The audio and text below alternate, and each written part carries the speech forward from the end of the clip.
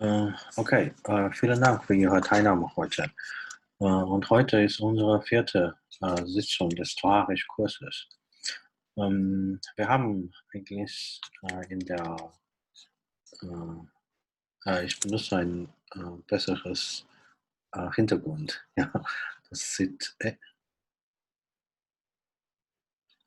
das sieht besser aus. Ja, okay. Wir haben in der früheren Sitzung das heißt ganz allgemein über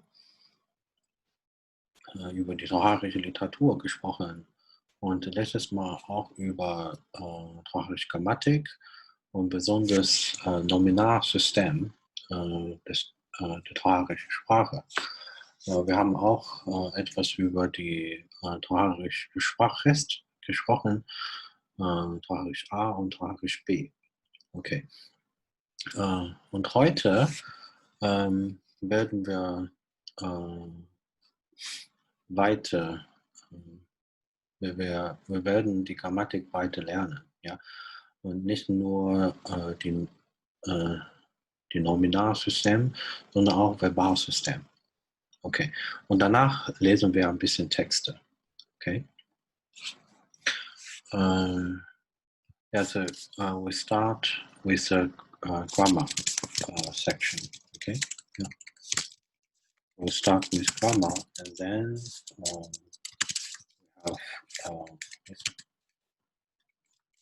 we have reading. Yeah. Okay. So probably still something about the important books we should use. So for the grammar, the Tocharische Elementarbuch by Wolfgang Krause and Werner Thomas. It is actually still the most important, or one of the most important textbooks for Tocharan language. Yeah, and of course we have some new books. For example, books by Pinot. Schauen wir mal zusammen. Ja. Pinot 2000. So Pinot 2008. Yeah. So it is not actually a grammar, but contains also the reading, the Tocharan readings, yeah, and with very detailed explanation, yeah, a Christomatie Tocharienne, yeah, and actually it contains a big section for grammar, and this grammar is actually the historical grammar.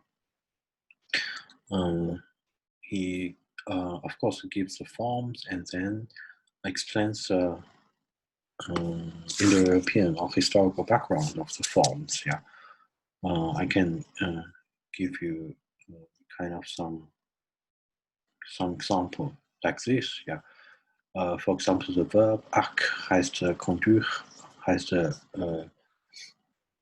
leiten oder lead.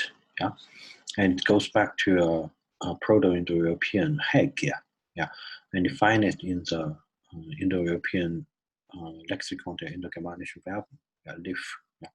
Okay, and then this is reconstruction back to the Proto-Tocharian and so on. Yeah, so this is actually contains the historical grammar of the Tocharian language. Yeah, but at the very beginning, we have so actually two sections. The first part, wait a minute. So we can check, we should check the index at the very end. We should check the content at the very end. Yeah. This is the table of content. And you have this first part is a collection of texts. So this is a poem for the to the death, and the poem to a love letter, and then the selection from the Udana Varga, and then the commentary, the Vinaya Vibhanga. Okay, the commentary of the rules in Vinaya. Okay. And then the Buddha of the past, and then the last meal of the Bodhisattva, and the conversion of the Kashyapa brothers. Okay, and then the, how to say that? This is actually what we are going to read today and this semester. So it's actually a competition of several virtues. Not actually, well, it's actually virtues, yeah. Not really the word punya, because punya is actually one of the virtues discussed here. Yeah. Okay, and then the story of the mechanic Go, yeah, which is quite famous. And it is also well known outside the Tocharische scholarship. There's a famous German writer called E.T.A. Hoffmann. So he published a novel, a very, how can I say, it's a little bit scary, called Sandmann. Yeah. So in his novel, there's a mechanic Go, yeah, which goes back, of course, to the ancient, to the old story in Buddhist texts. And then the Maitreya Samitinataka, yeah, and then from the Buddha Stotra, the Buddha praises by Maitreya. Okay. And then the Buddha Stotra from the Russian collection. Okay. And then you have confessions, yeah. And also you have passports. Yeah. It's actually the passports in the ancient times, yeah, of the caravan. Yeah? Okay. And then you have the economic records of the Buddhist monasteries. And also you have commercial letters, and there's a special section chapter for Tocharische meter. Okay. And then the second section, as I said, is about Tocharische grammar, but rather in the direction of historical grammar. Okay. Yes, and it can be divided into morphology, nominal morphology, and verbal morphology for the morphology part, and of course for the phonology, there's also detailed discussion, detailed introduction. Okay. Okay, so this is actually the I can say it's actually the one of the most updated textbooks for Tocharische. Yeah. Okay. So if you are interested, you can actually use this book. So it contains a very detailed, so like this one. So this is, as I said, this is what we're going to read today, and we will come back to the text later. Yeah. So this is 2 grammars, and besides this, we have another very important. Not this one. Sorry.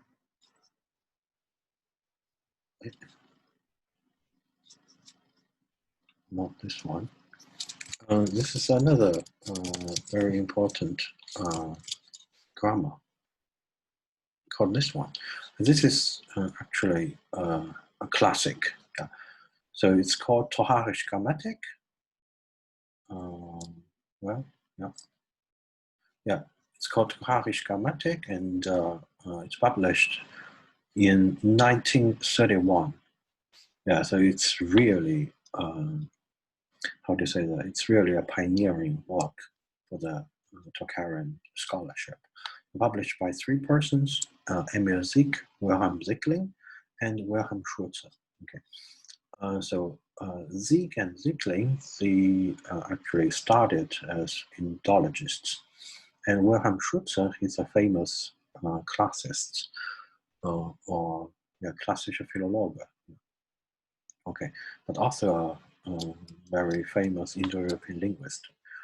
So actually under the teamwork of these 3 persons, the very first Tocharische grammar appeared, yeah, was born. Yeah. So, and inside this grammar, well, this grammar is actually not really the grammar, not really the only the grammar, but contains a lot of materials, the texts, and the interpretations or decipherment of difficult Tocharische words. Yeah. So, so still we need to use it. And at the end of this book, there's a long list of Tocharische verbal forms. Yeah? You find it here. So at the end, as appendix, we have a verbal Verzeichnis. Yeah, so yes, so this is basically the 3 grammars we should use. This is actually a newly published one, but quality is actually not very good. Yeah, so published by Adams in 2018 or 2015, yeah, or probably 15 or 17. I forgot. I forgot which. Oh, we can check it. Yeah, 2015. Yeah, sorry, 2015. Yeah. So this one called Tocharische B, a grammar of syntax and word formation. Well, it is only for Tocharische B, but and it contains basically the discussion of syntax, word formation. Okay. Adams has edited 2 or 1 Tocharische dictionary, and it had 2 editions. The second edition is published in 2013. Yeah, but the quality is actually not very satisfying. Not very satisfying. Okay. And for our text, for our grammar part, we are going to use the handouts by Hackstein, yeah, which I have sent to you already last semester. Okay, yeah. Okay, ja, dann schauen wir mal ein paar Formen. Ja, okay. Wir haben eigentlich letztes Mal über die Kasusendung schon gesprochen. Ja, ich hoffe, dass Sie einigermaßen, dass Sie vielleicht einige auswendig lernen können. Ja, vielleicht nehmen Sie die kürze Formen, zum Beispiel Ach oder A. Ja, das ist vielleicht kurz. Appellativ A und Allativ ist Ach und Ablativ ist Asch und Lokativ ist An. Ja, ja, versuchen Sie vielleicht einige auswendig zu lernen. Ja, okay. Und wir haben letztes Mal auch ein paar Beispiele gesehen. Das ist die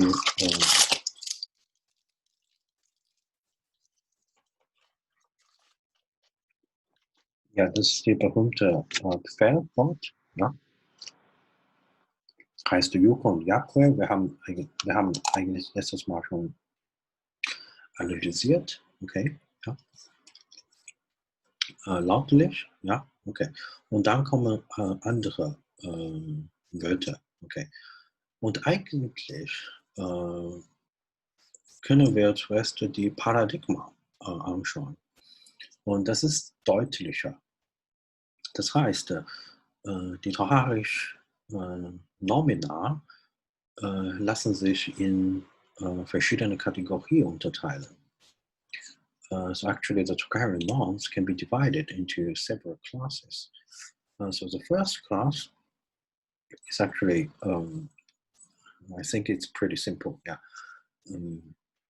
Represented by the word for called Pikur, and in East Tocharische it's Puker or the Puker, yeah.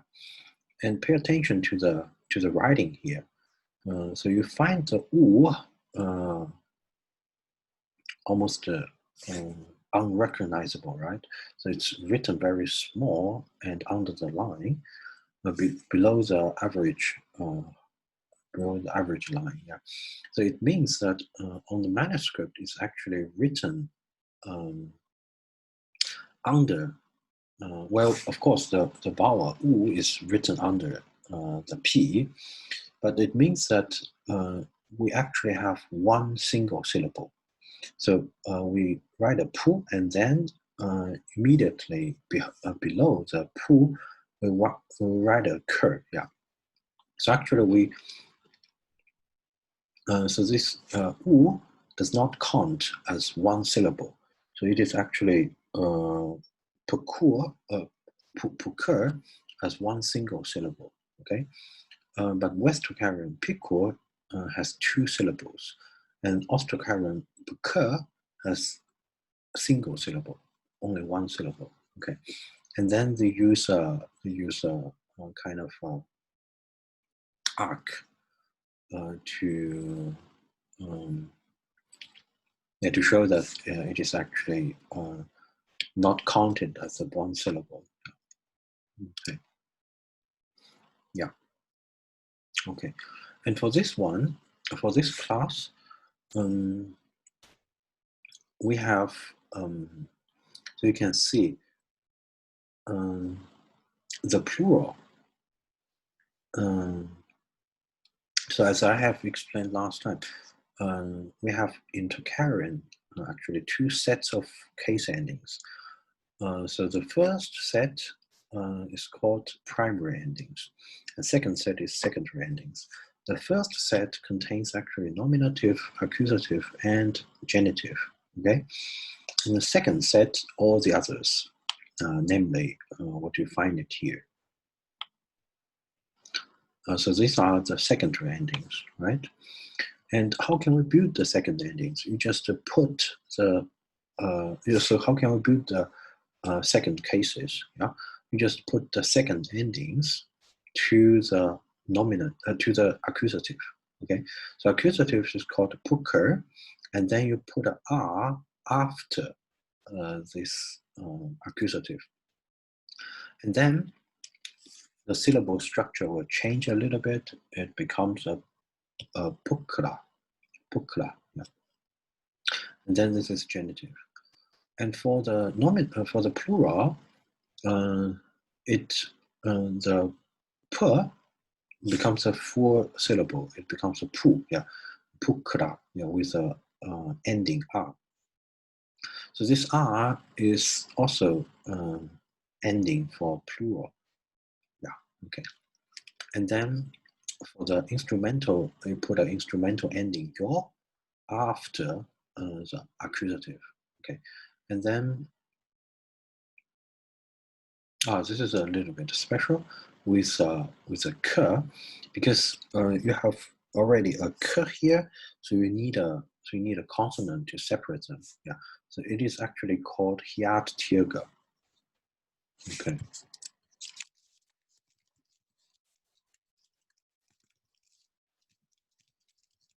Hiat tirga.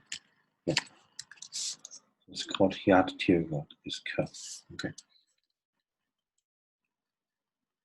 And then this is another word called washed. Washed is the same for in nominative, accusative has the same form, just like the word for ear, puka. And then for instrumental, you put an instrumental ending yo, so you have washed yo. And then for appellative, you have washta, and so okay. And genitive, washtis, and so on. And check it, the plural ending is u here, but here it is wa. So what is actually the relationship between these two? Well, they can actually go back to the same proto-Tocharian form. So actually the ending is indeed a wa.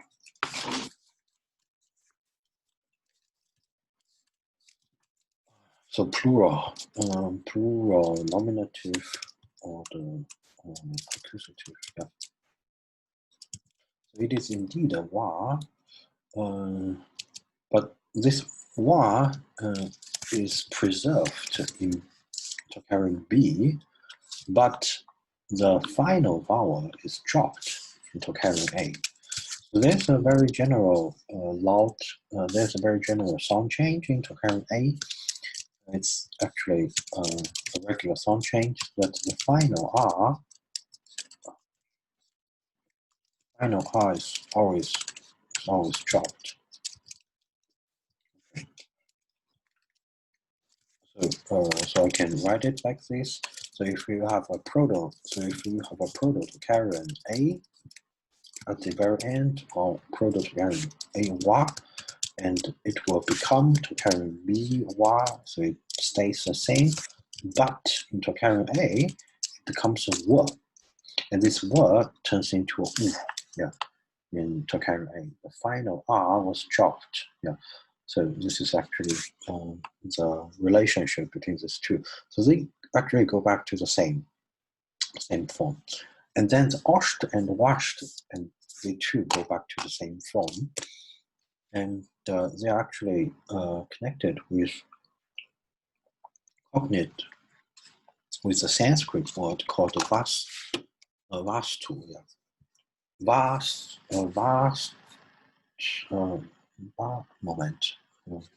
The long A, yeah, called house. Yeah. Wait a minute, I can check it.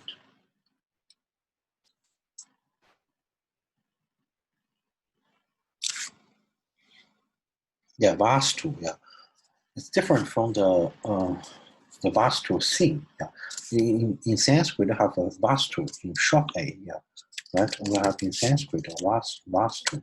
So vastu means thing, right? But here we have another vastu. It's called house. No, it's called vastu. Yeah, so it's called house. Yeah. Yeah, it's called house.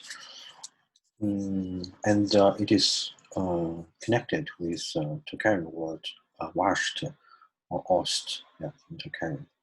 Okay.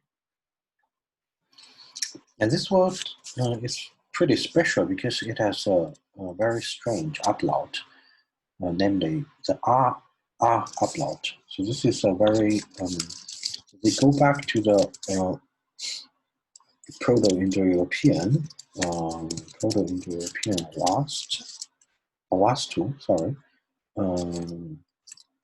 or Wast. Yeah. So the upload is pretty strange. It has an R, long A, and a short A upload. So this upload is pretty special. Yeah. So this is a special upload. Yeah. You have to keep it in mind. This word is very special. Okay. Yeah. Okay, so this is the first class, and then the second class. So what is actually the difference between the first and second? So for the first class, the nominative equals accusative, right? So nominative equals accusative. It's the same in second class. Nominative equals accusative. But what is the difference? The difference is actually here. It's find it in the plural. So in second class, the plural has a nasal ending, na. Okay, so singular called nyem, plural called nyemna, and for the Austro-Tocharism, for the East-Tocharism, we have vram, and for the plural we have vraman. Yeah, and this anuswara at the end stands for a nasal, stands for dental nasal, and you find it here. So it's actually n. So you have an n, a nasal in the plural. Okay, so this is actually the difference between the second and first. Okay, and still you have this. So ashia actually means a nona. Yeah. Ashi. Yeah. And a plural called ashiana with a nasal here. Okay. And then the second one, the third one, yuk. And yuk means verehrung. And what is the difference between the third and the previous two? So the nominative and the accusative are still the same, but the plural has an nt ending. So unta, unt. Yeah. So this is actually the difference. Yeah. So it is actually divided by according to the according to the plural forms. Yeah. Okay, unt. Yeah. Well, we actually talked about it previously in our Tocharische B class, but at that time we didn't mention or we didn't talk a lot about the East Tocharische forms. Yeah. And this semester we're going to concentrate on the East Tocharische forms. Yeah.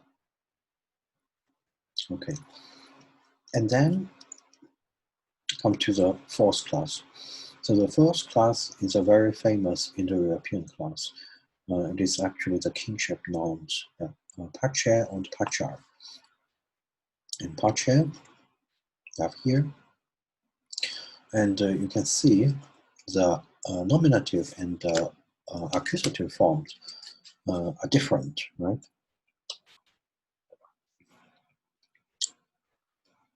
So this is a big difference between the previous 3 and the fourth class. Okay, so it means that it is pretty ancient. It has 2 different forms. Okay, and then for the plural, you still have an a here.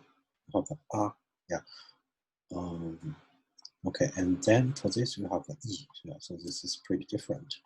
Okay, so this class contains basically the kinship nouns. Okay, and then the fifth class. The fifth class, again, you have the different forms for nominative and accusative in both singular and plural. You find it enque and singular accusative called enquen, enquen, right? And you find unsa, unse here. And this unsa, just the ca, I actually explained earlier. Actually, in Tocharische, as well as some other languages, if you have an n together directly with an s, you always find a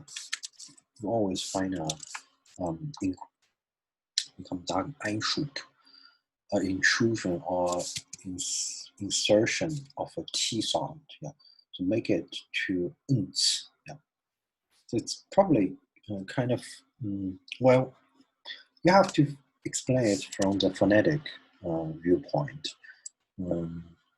For the Indo-European linguists, for Indo-European phonology, we actually do not try to explain this one.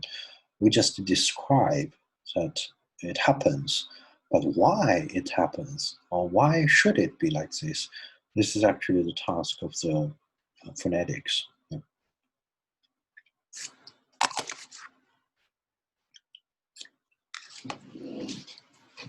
Okay. And then for the plural, it's also different, right? So enqui and enquen, yeah. And for Austro-Hungarian, for the Austro-Hungarian, it's the same. So onk, onkan, and the onkan, onkas. Yeah.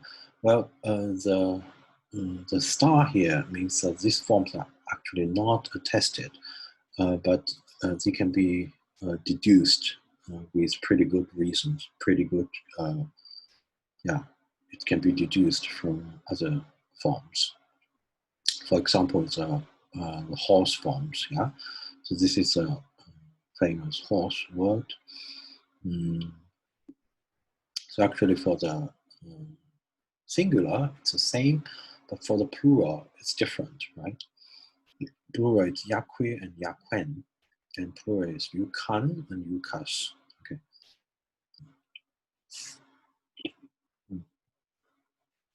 And actually, inside the fifth class, we have several we have several different subcategories.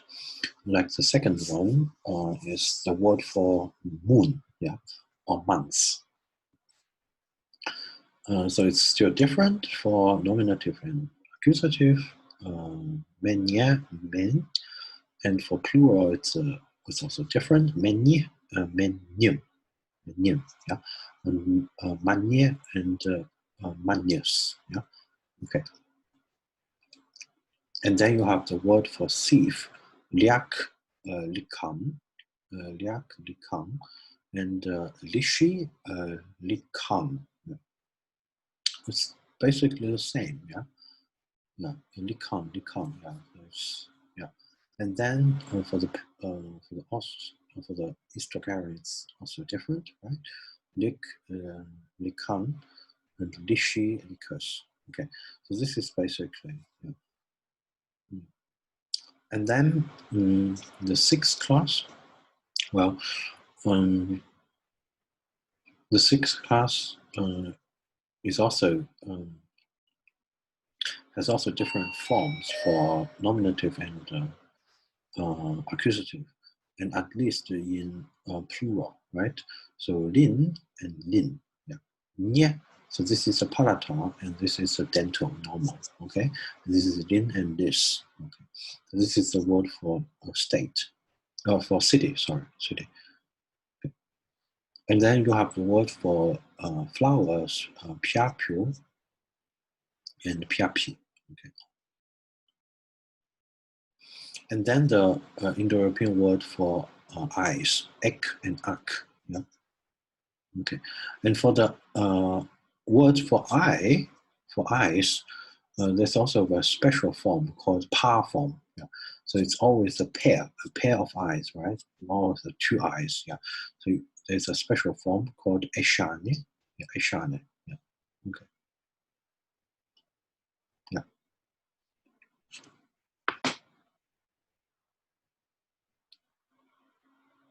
Okay. Yeah. And then inside the sixth class, we also have a. So this is actually also a very important Indo-European word called kantor or kentu. It means tongue. Yeah. So this is also a very important Indo-European word. And you find it, of course, in Sanskrit. In Sanskrit, it's called jihva. I can show you.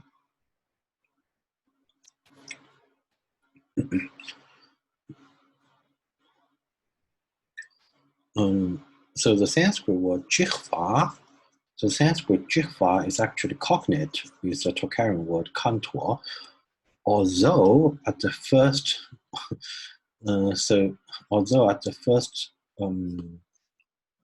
like it looks so different, right?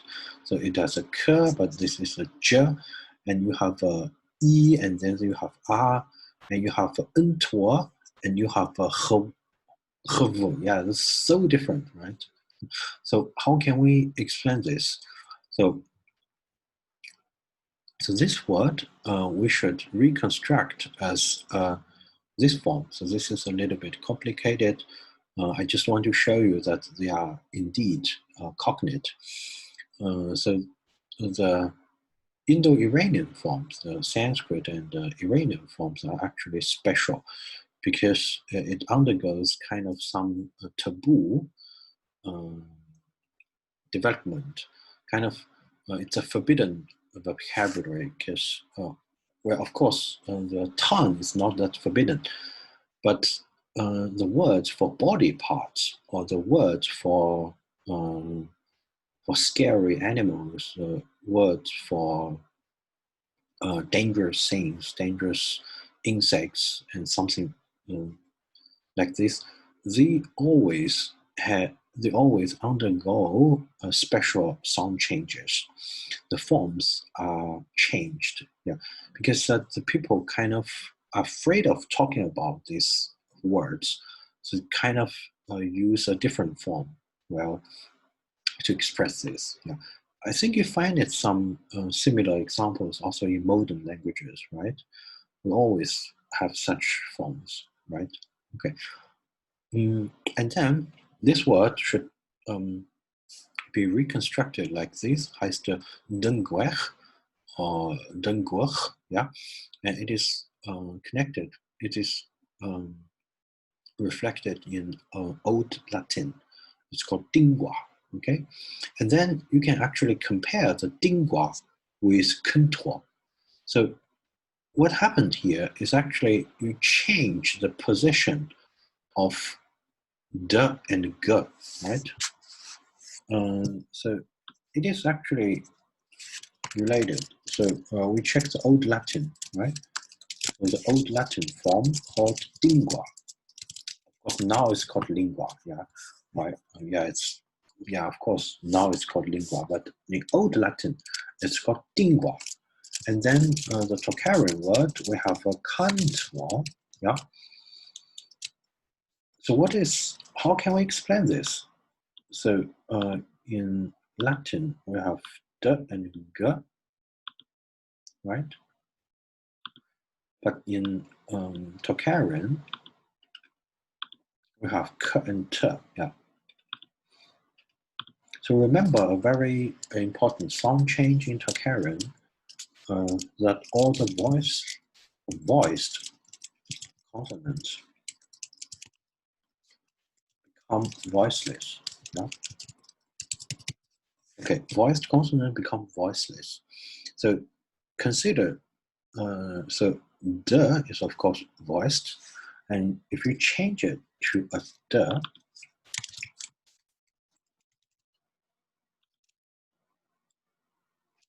so if you change it to a t, yeah, and then you change the g into a k, right? So it looks like a tinkwa, right? And then you change the position of t and k, you have kentuo. Yeah. So this is basically the development of this word. It comes from a proto form called dengue, right? And this form can be reconstructed based on other information, like in Latin, also in Gothic, and also in Sanskrit, of course, and so on. Yeah. So this is a very important Indo-European word, tongue. Yeah. Okay. And then you have this word. Oh, okay. I have to mention this. This meaning is actually wrong. Yeah. But for us, it's not relevant now. Ade does not mean fluke, does not mean plow. Yeah. Okay. And then let's check the last category. It's called king. Yeah. And this word looks pretty. I mean, the singular nominative looks pretty different from the other forms, right? So it starts with a word, but other words start with the L. It looks so different, right? So how can we understand this? It actually goes back to were, right? But for the other forms, you have aunt, right? And then if it is accentuated here, if you put accent here, right, and it is not stressed, and it is actually open syllable, right? You see, this is an open syllable. So unstressed is deleted. So this is actually the sound change. So unstressed is deleted, and you would have this form, right? So you have volant, right? Okay, and this volant, the unload, so the onset is simplified to lant. So this is basically the sound change. Okay. They belong together. Only that the beginning consonant de goes back to vde, and this vde goes back to volant. And this word is unstressed schwa is deleted in open syllables.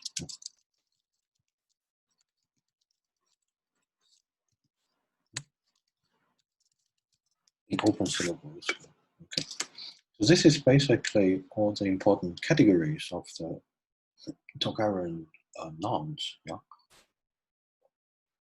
Well, now let's probably move to some simple forms. So this is pretty simple. I mean the numbers, yeah, and you can actually find the forms pretty similar to Sanskrit, or to Latin or Greek, right? So for example, of course, the first one is not as similar, but it can be compared with a Greek word, or with some other forms, like the suffix sam in Sanskrit. It means together, but originally it means first. Yeah, it comes from sen. Yeah, first. Yeah, or together. Yeah, first and comes together, becoming the one. The one means you get together, right? Okay. So this is probably the origin of the Tocharische word for one. Okay, and the Tocharische word for two is pretty easily recognizable, right? So we have the we, right? In Sanskrit we have the we. We have also the va, right? So it's pretty similar. And the umlaut, the onset, was actually simplified. Okay, double consonant was simplified. I mean, not all the double consonant. Yeah, well, sometimes the double consonant, you find it as double consonant, but it goes back to a consonant plus a vowel, just like this shtwe. Shtwe, you know, in Sanskrit it's called chatur, so you know that after the first consonant there is a in Sanskrit you have a chatur, right? So you know that at the beginning there's a vowel, but this vowel was unstressed. So you consider this unstressed syllable, and then you would have such a sequence of consonants, right? Shtwa, or like this one, shtwe. Yeah. Okay. The original consonant groups can be simplified, like in the case of we. Yeah.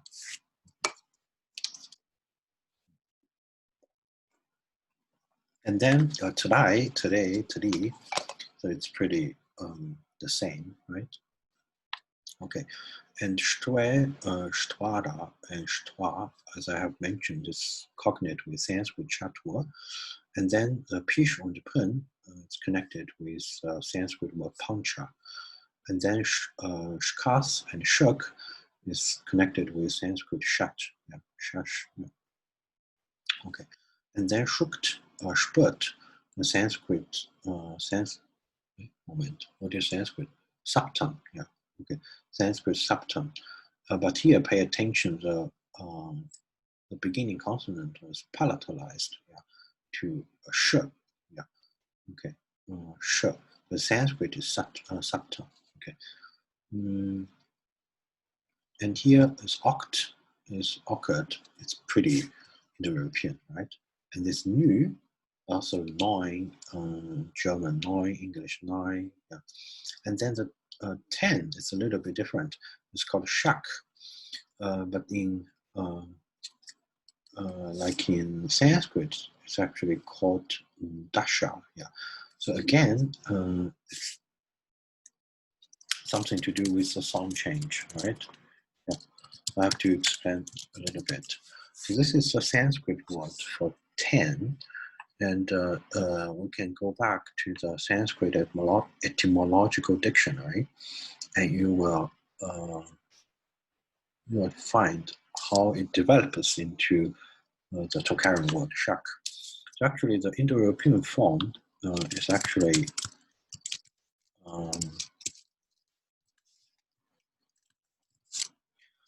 decken, yeah, right? Yeah, sorry.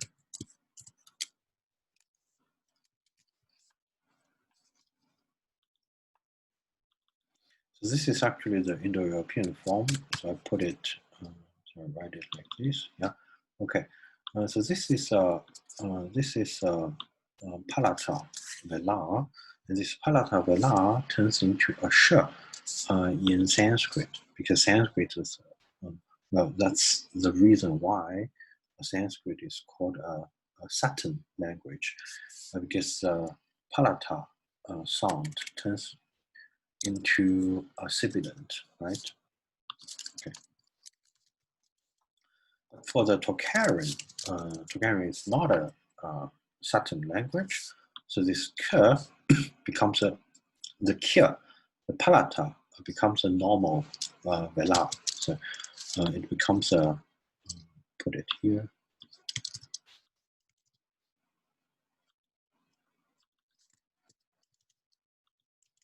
So for the Tocharin, it is not a canton. Sorry, it's not a Saturn, it's a canton. So this k keeps the same, and the becomes a voiceless, right? And this a is a palata vowel, so it can palata the t to a sh. Yeah, so this is the reason why we have a sh here, and then it stays. It becomes a here. Yeah. So this is also a sound change, which we talked about probably last time, or I couldn't remember. Yeah. So this is a sound change, right?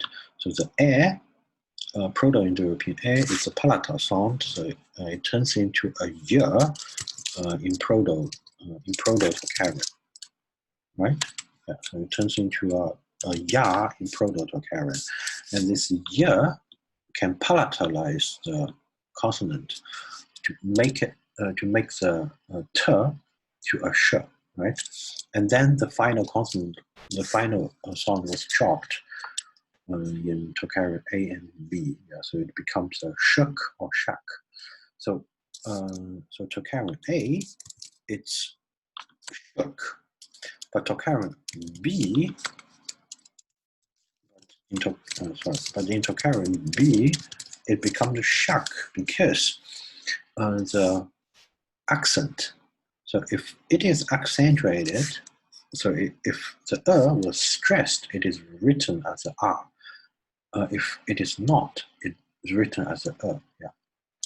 I mean for Tocharin B, yeah. Tocharin A, the accent, the stress rules is different from Tocharin B. Okay, so this is basically the situation for the numbers. Okay, and then let's move on to the verbs. So for the Tocharin verbs, we need to use another handout by Ackstein. So this is actually an overview of the Tocharin A verbs. So you can see there are 4 columns here. And the first one is marked as bold, right? Yeah, presence, subjunctive, and preterite. And then the last one is called participle of the preterite. So it means that actually in Tocharin, we actually have 4 different, how to say that? The 4 different key forms. Yeah, so the form, we have 4 different key forms, basic forms. So from the 4 basic forms, you can derive all the other forms, yeah, basically. So check it. So actually for the presents, we have, of course, present forms. And then based on the present forms, we can build imperfect forms. And then from present forms, we can build the gerundive, the first gerundive, and then the gerundive abstract. So the gerundive means it's kind of a verbal adjective, and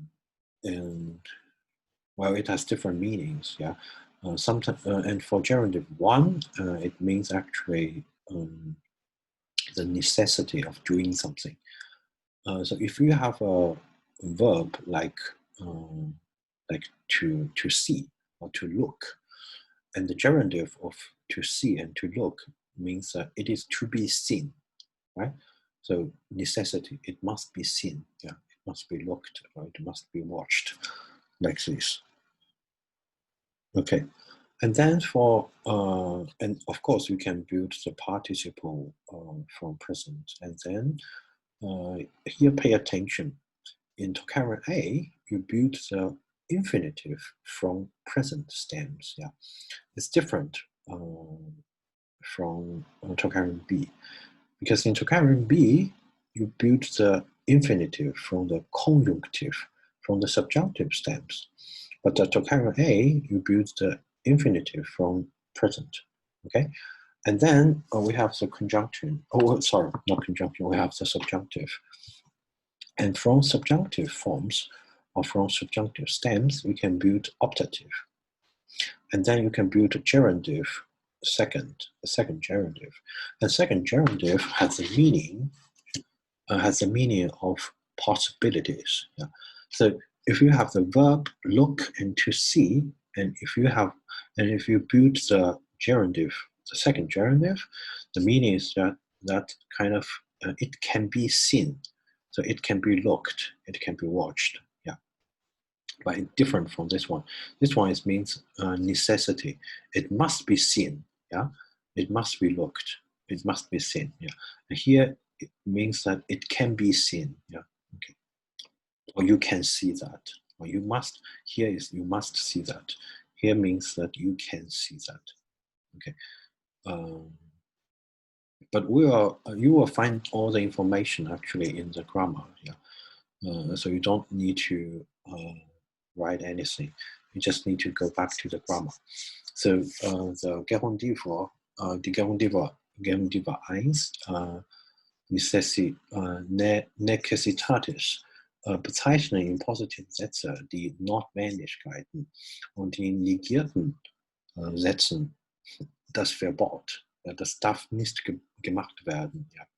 Okay. Und dann zweite Klasse, Gerundive 2 bezeichnen die Möglichkeiten. Okay.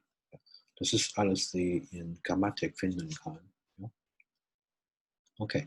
Und dann Präteritum sind eigentlich einigermaßen selbstständiger, und es gibt auch Imperativ. Imperativformen sind eigentlich ziemlich nicht so oft und gekennzeichnet mit einem Präverb p, ja, oder Präfix p. Ja. Und dann haben wir Partizip Präteritum. And actually, sometimes it can be different. I mean, preterite and a participle preterite, they can look pretty different. Yeah. And then from the participle preterite, you can build a verbal abstract of Yeah. And this verbal abstract can be further can be used to build absolutive. Absolutive. So having done something, having done something. Yeah, this is absolutive. So this is basically the structure of the Tocharische verbs. Yeah. And now let's probably check some detailed forms, and then we can go back to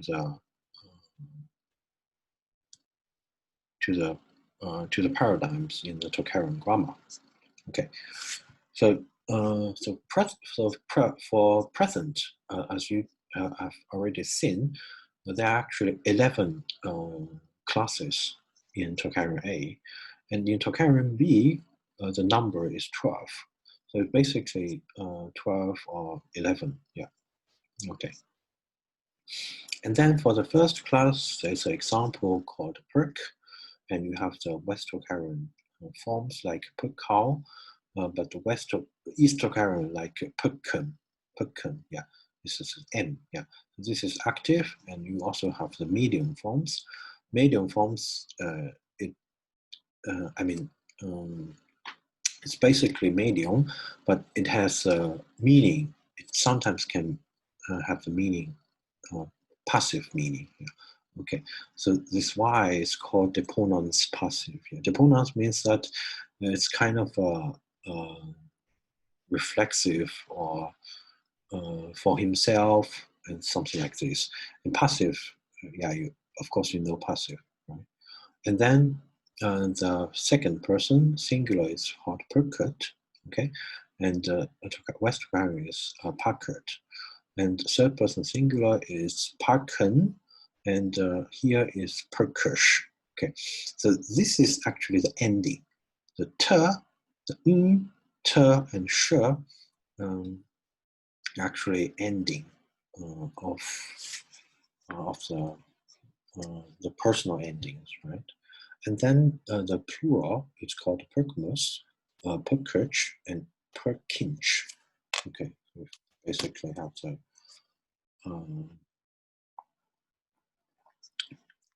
singular and plural forms. And then you have the participle. And take a look, the present participle ends actually at nt. So this is a typical Indo-European form, right? You also have in Sanskrit, nt, right? And then the gerundive, the typical gerundive ending is a Yeah, it's a And this is actually a very productive suffix in Indo-European languages. You find it also in a lot of languages. For example, in Slavic, like in Russian, if you want to the past of Russian verbs always ends in a yeah, and this goes back actually to the verbal adjective. Yeah. Okay. Is any questions, or is internet connection stable?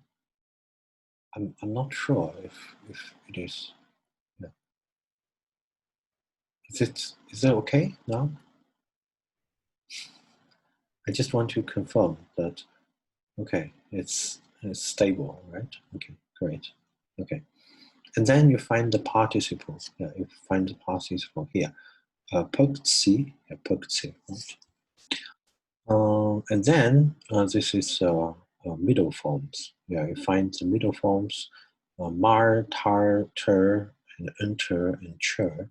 Yeah, and this is actually a symbol for medium. Yeah, also in other forms. I think also in other languages, is this form. And then you have the second. So actually the first class is called the asymmetric. As you can find it in the handout, I can show you here. So actually the first class, I can show you. So the first class is called simple asymmetric. Okay, so simple asymmetric. And the second class is actually called simple semantic. So the difference is actually you have a semantic vowel, right?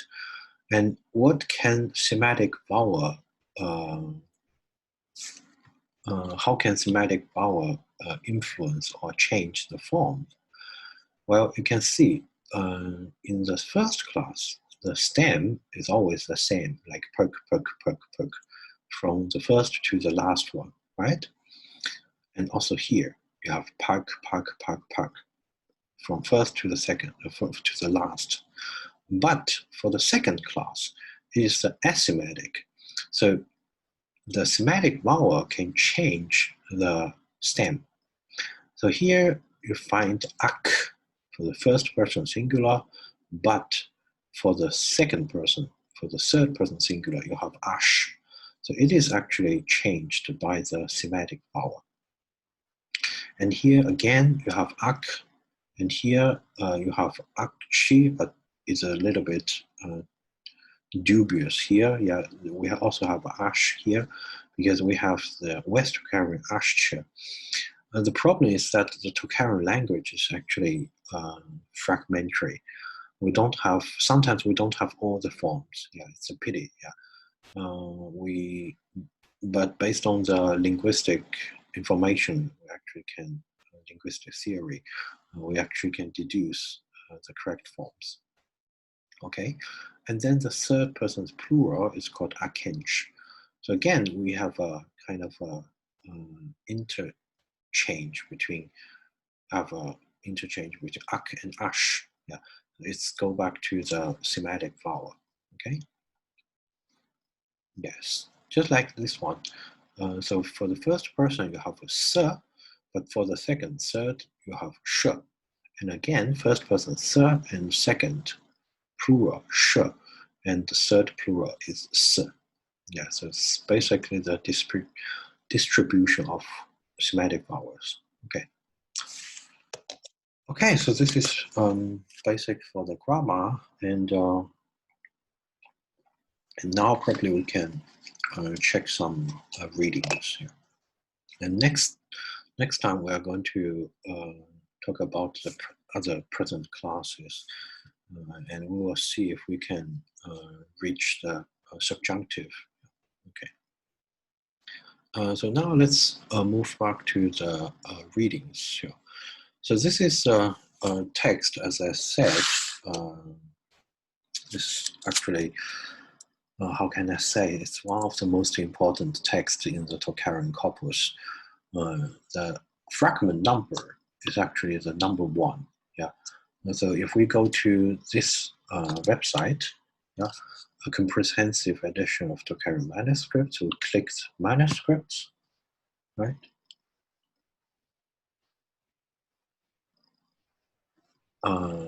Wait a minute, it's a little bit slow.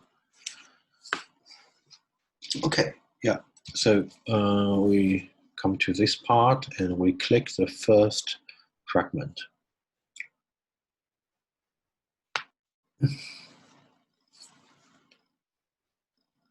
Okay, yeah, so this is actually the first fragment, and this is a fragment photo. Probably we can check the photo. We'll read the manuscript a little bit, yeah, right? Read a little bit, yeah. So I get it, yeah. So here is actually the manuscript photo, and the text. We find the text here.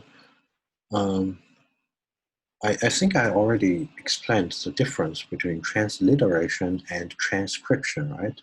So transliteration means that you use Latin alphabet, Latin letters, Roman letters to represent the symbols. Well, so that's why you sometimes need to use some underlines, yeah, because this is actually not the normal K. You have to distinguish it from the normal K. So you use the underline here, right?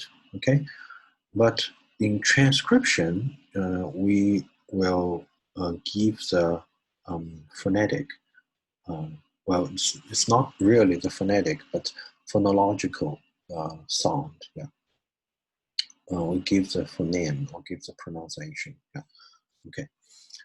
So you will not find the underline here. You will not find the lines here. Yeah.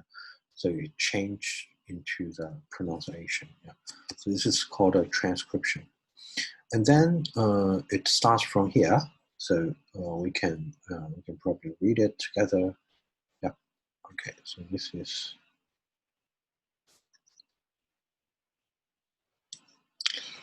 Okay. So actually, the first character is Su. Find Su here, and second character is Nyom. Nyo, sorry, Nyo. Nyo. And then this is Me, and this Me is a Fremdzeichen, yeah, the so-called Fremdzeichen. And then there's a connecting line, which means that the connecting line has a function of a virama, okay? And it makes Me into a simple consonant. Yeah. So I have explained it in detail in last semester when we first read the Tocharische manuscripts. So if you are not familiar with this one, you can check the videos. I recorded all the courses last semester. So if you are not familiar with the writing of the Tocharische Blachmi, you can check the videos earlier. Yeah. So there's a connecting line between these two signs. This connecting line makes the second syllable, makes the second akshara as a simple consonant without any vowel. So so it's written nyom. Okay. So this is nyom, and then this is klu, this is a k, and this is a l and y, and this is u, klu. Yeah. So this is klu. And then this is t, and this is s, and this is ra, so this is tra, and then this is a she, and then this is a double she, a double sh, yeah, sh. So this is the retroflex sh, and then this is palata sh, yeah, palata sh, yeah, okay, tra si she, yeah, okay, and then you have a sha with double, with 2 points above it, so this is sh, and again you have a connecting line between these two aksharas. It means, and then this is a Fremdzeichen k, and make this k into a k. Okay, it turns into a simple consonant. Yeah, so this is shuk. This is shuk is what we have just explained. It's number 10. Yeah. Okay. And then we have a k, and this is a di, and this is a me with a m. Okay, and at the beginning, on the top, we have an a vowel. So this is kliem, kliem. Okay, and then this is n, t, and this is a w. So this is n, t, wa, and above it, there's a anusvaha. Okay, so this is n, t, wang. Yeah, n, t, wang. Okay, and then we have a sa here, but it's not clearly written, or the manuscript is a little bit scratched. Yeah. Okay, and then this is a t, k. Yeah.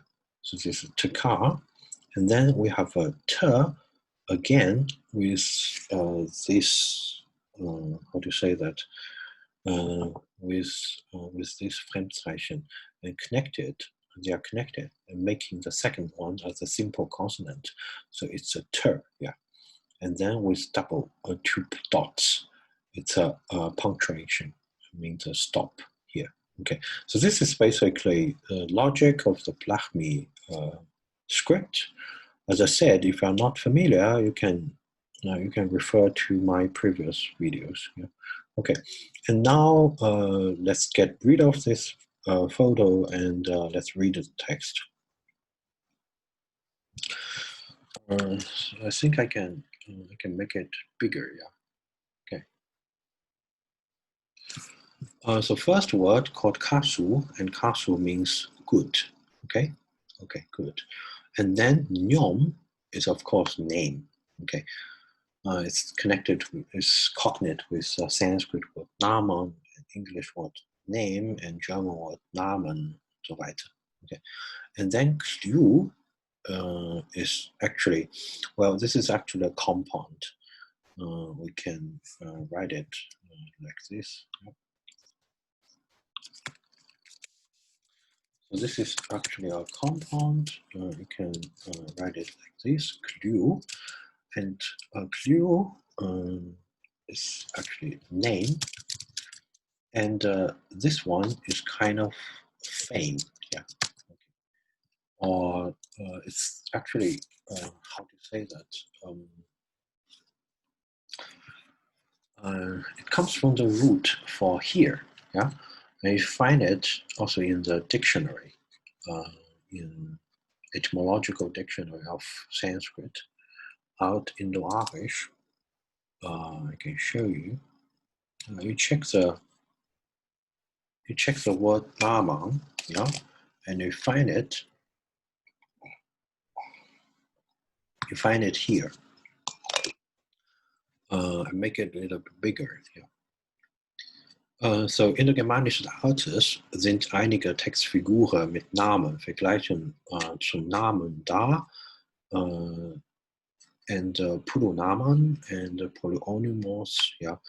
So Pronomen means you have many names. Yeah, and it's actually exactly matched in Greek. It's called Polyonymous. Yeah. And then you have in Vedic, it's called Priyanaman, and then you have Old English, Freonama. It actually means your surname. It's a cogname. It does not mean your a lovely name or dear name. Yeah, it actually means your surname. Okay, so it's actually your family name. Yeah. And then we have this phrase, namely the word "shru" means to hear, "shrutia." What is here is kind of famous. It's your fame, right? And then nama. Also in Greek, we have onomakluton, so famous. No, heard. The name, what is heard, but heard in a positive sense. It's praised. Yeah. So he has a good reputation, something like that. And then in Tocharische, it's nom, nyom, nyom, klu. Yeah, nyom, klu. And then in Tocharische B, we have the same phrase. It's called niem klue. Yeah, it's basically you can see it's called Indo-European Indo-Germanische Altes. So it's go back to the Proto-Indo-European period. It's a pretty ancient phrase. Okay. So this is basically these two words, nyom and klu, right? Okay, and then the word tsasishi. Tsasishi means actually the powerful one. Yeah, it's not really the energetic one,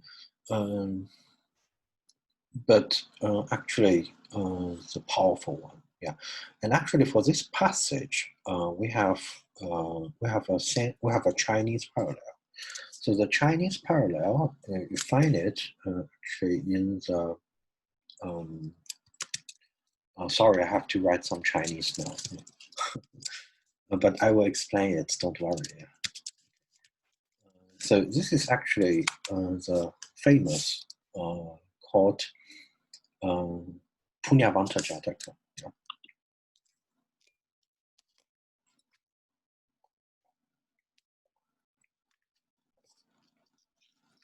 We find it in the Taishu edition with the number 173, yeah, and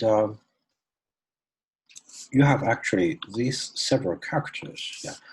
They discuss about the kind of they talk about the strengths, the privileges, advantages of several qualities, right? So one of the quality is the strengths, and in Chinese it's called 精进, and 精进 actually represents. Sorry, 精进 actually corresponds to Sanskrit virya. Yeah. So actually, we have the character representing virya, and virya we translate in Sanskrit. It's called Menschlichkeit, oder? Ja. Called virya. Virya heißt Menschlichkeit oder Kraft oder Energie natürlich auch, aber ich finde Kraft oder Kräfte ist besser. Oder? Okay. Ja, das ist eigentlich der Hintergrund. Wir haben eigentlich verschiedene Charakter. Und jetzt spricht die Person für die Vorteile von der Kräftigen. So actually he talked about the advantage or the strengths of the powerful one. Okay. So actually, the good reputation, or name and fame, yeah, good reputation of the powerful one. So it's genitive plural, powerful one. Shook 10 and current one is actually direction. Okay, so in 10 direction. So get this away. Yeah. So this one is actually a plural locative. Yeah. And as I have mentioned, plural locative is in Tocharische A, and then this is this is untu. Originally this is untu, right? And this u turns into a word before vowel, right? So this untu is plural, okay? And the singular form is kli me, and you find it, of course, in the glossary. I can show you right now. Yeah. So you find, so you go to the second volume of Tocharische Elementarbuch, and then you go to Kli, right?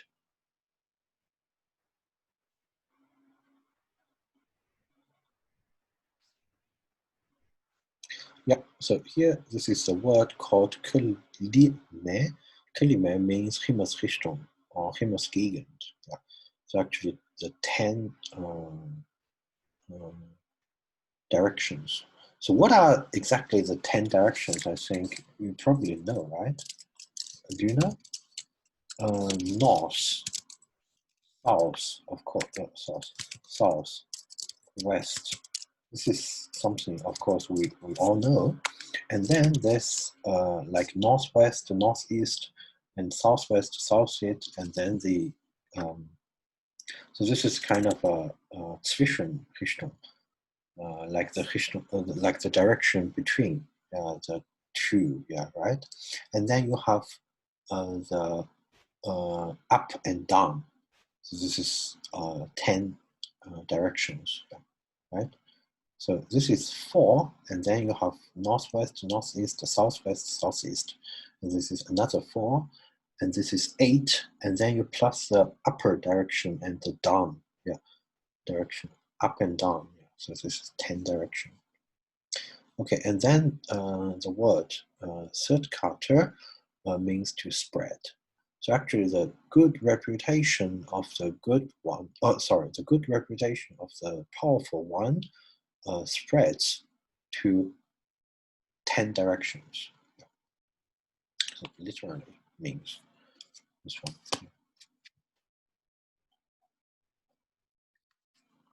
Okay.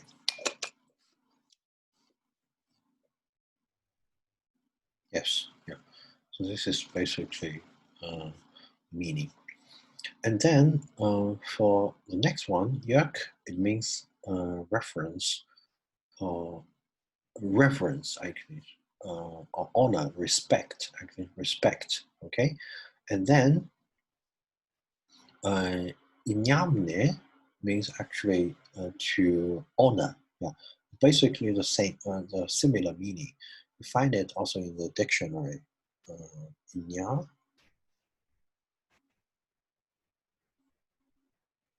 Yeah, you find it here.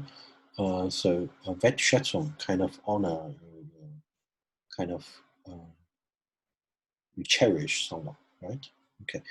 Inyamune. Okay, inyamune. Okay. And actually in this glossary, it's pretty good that I find first this is the East Tocharan forms, and then you find in the bracket the West Tocharan correspondences. So you can check, you can compare the different forms. Okay, and sometimes they are similar, sometimes they are the same, right? But sometimes they are different, right? The first part is same, right? It starts with inyamne, and then the ending is different. So here the ending is nie, but here the ending is une. Yeah, so it's sometimes different, and it means that Wertschätzung, yeah, so kind of cherish or honor someone. Okay, and then nam. Nam is actually same meaning with Sanskrit namas. Of course, it's not, it must not be borrowed from Sanskrit, because in Tocharische we also have the root called num. So we also have the root called num. Num means this verneigen, yeah, verbeugen, yeah, verboten haben, yeah. Of course, it's connected with the Sanskrit word namas, yeah, and we can check the etymological dictionary, right? Etymological dictionary, live, right? We can check actually live.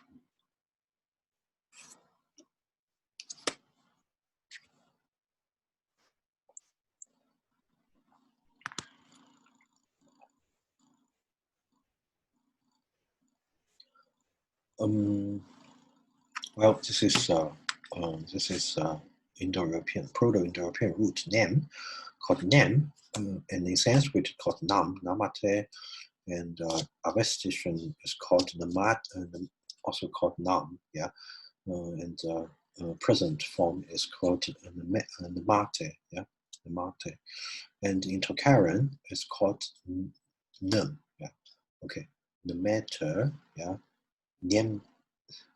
Nimetsi, yeah. Well, I always find it difficult to pronounce Tocharische forms, yeah. Sometimes a lot of consonants getting together, yeah. It's pretty difficult, yeah. So nem, right? Nem, okay. And interestingly, it's attested only in, well, it's really interesting. This root is only attested in Indo-Iranian and Tocharische, right? We don't have other languages, you know? I mean, at least the verbal forms, right? Yeah. It's only attested in Sanskrit, Avestan, and Tocharische. Yeah. It's really interesting. Okay. Okay. Yeah, so this word also means kind of you bow down and you show your respect, right? And then the second, the next one, poto. Poto means actually to praise or to, yeah, it's kind of praise. Although the praise can sometimes have a negative meaning. Sometimes means schmeichelei. Schmeichelei means that kind of you flatter someone, you flatter, yeah, you kind of you overpraise someone. Yeah, okay. You praise for something what is not really true. Yeah, schmeichelei. And but sometimes it has positive meaning called Ehrerbietung. Yeah, okay. For poto, okay. And then Sashuneya, it's a little bit complicated. I have to explain this, right? So Sashuneya, so you find this R form, so it's a appellative, right? Okay. It's appellative, and then it comes from the word Sashune. And remember this word, Inyamne. So Inyamne means actually Wertschätzung, okay? And then we have the same une. We have the same une suffix here, and it goes back to the word tsashi. Yeah. And tsashi here, the powerful one. So une is kind of abstract suffix, so power. Yeah. So it means power. So or strength. Okay. So appellative sometimes has instrumental meaning with or with help, right? So with the help of strength, the respect, the cherishment or cherishing or the honor, or the, it's also the respect and bowing down. Yeah, I couldn't find, I think they are basically similar meaning, but I need to find different words for this. So, Verbeugung, Ehren, Bezeigung, or Verehrung, yeah, respect, or yeah, it's basically like this. And then Hotro means praise. Okay. Yeah. Pukush. Pukush means everyone, from everyone. Yeah? Okay. So pukush actually comes from puk, and puk means all. Okay. And ush is actually ablative. Ush is ablative singular. Yeah, but here means from everyone. Yeah. And Kirpnar.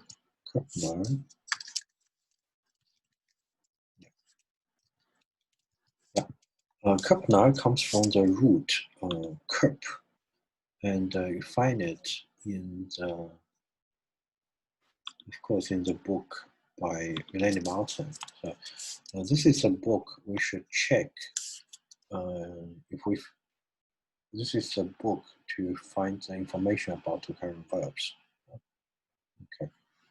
So if you go to kirp, right? The kirp means obtain, erlangen, right? Okay, and then you go to A, to current A, it means erlangen, and the present form is with a nasal. So this is actually present 6. We haven't reached this class. We just talk about the first two classes. But next time we will talk about other classes. And so this is actually from the present 6, and this is a gerundive 1. Yeah, so it means that must. So, so with the help of strength, you must obtain the respect, the honor, the bowing down, and the praise from everyone. So here's the meaning. Okay. I think this is everything for today, and thank you very much for your attention until now. And I know some of you have attended 3 hours, yeah, or 4 hours, yeah. So thank you very much for your attendance, and we will see each other. We'll see each other next week. Ja. Okay, ja, sehr gerne. Ja, okay. Wir sehen uns nächste Woche, und ich wünsche euch eine gesunde und schöne Woche, und ja, bleiben Sie vor allem gesund. Ja, das ist sehr wichtig. Okay, okay, dann schönen Abend, ja, vielleicht. Ja, okay. Dann Wiedersehen. Ja, Wiedersehen alle. Okay. Tschüss.